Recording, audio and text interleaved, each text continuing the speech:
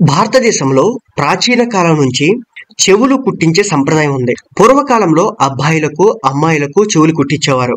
అయితే కాలక్రమేణా అబ్బాయిల చెవులు కుట్టుకునే సంప్రదాయం తగ్గింది. అయితే నేటికి అమ్మాయిల అలంకరణ చెవిపోగులు లేకుండా అసంపూర్ణంగా పరిగణించబడుతుంది. చెవులకు పెట్టుకునే చెవి రింగులు స్త్రీకి అందాన్ని ఇనుమడింపజేస్తాయి.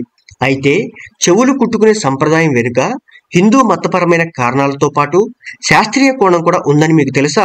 ఈ రోజున ఆ రీజన్ ఏంటో ఇప్పుడు చూద్దాం. చెవులు కుట్టడం వెనుక మతపరమైన రీజన్. హిందూ మతంలో మనిషి పుట్టినప్పటి నుంచి మరణించే వరకు 16 కర్మలు నిర్వహిస్తారు. ఈ 16 సంస్కారాల్లో కర్ణవేద సంస్కారం ఒకటి. బాల బాలికలకు కర్ణవేద కార్యక్రమాన్ని నిర్వహించేవారు.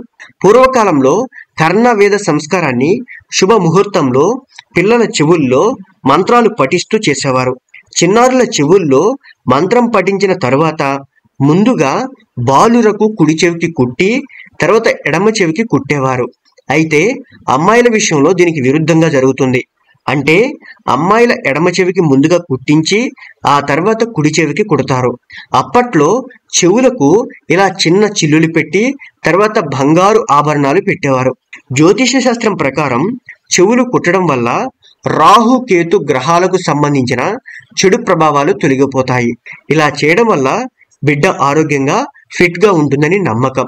ఇక చెవులు కుట్టించుకోవడం వెనుక శాస్త్రీయ కారణాల విషయానికి వస్తే, శాస్త్రీయ కోణంలో చెవులు కుట్టిన ప్రదేశంలో 2 ముఖ్యమైన ఆక్యుప్రెషర్ పాయింట్లు ఉంటాయి. మొదటి పాయింట్ మాస్టర్ సెన్సరీ, రెండవ పాయింట్ మాస్టర్ సెరిబ్రల్. ఇవి వినే సామర్థ్యాన్ని పెంచడానికి పనిచేస్తాయి.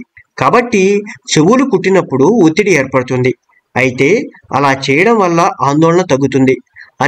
అనేక రకాల మానసిక వ్యాధుల నుంచి కూడా నయమవుతుందని చెప్పేసి ఆక్యుప్రెషర్ థెరపిస్టులు చెబుతున్నారు. చెవులు కుట్టడం వల్ల మన కళ్ళ ఆరోగ్యం కూడా మెరుగుపడుతుంది.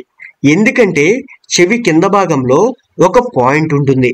దానిపై ఒత్తిడి ఉన్నప్పుడు ఆ ఒత్తిడి ప్రభావంతో కంటి చూపు ప్రకాశవంతంగా మారుతుంది. ఆయుర్వేద ప్రకారం చెవి కుట్లు అనేక రకాల వ్యాధుల ప్రమాదాన్ని తగ్గిస్తాయని, ఆయుర్వేదంలో చెవి కింది భాగంలో ఒక బిందువు ఉంటుందని, ఆ బిందువును కుట్టినప్పుడు అది మెదడుపై ప్రభావం చూపుతుందని, దీని కారణంగా మెదడులోని అనేక భాగాలు ఉత్తేజితం అవుతాయని నమ్మకం. అందుకే చిన్న వయసులోనే చెవులు కుట్టించే సంప్రదాయం మొదలై ఉంటుంది. ఇప్పటికీ కూడా అది కొనసాగుతూనే ఉంటుంది.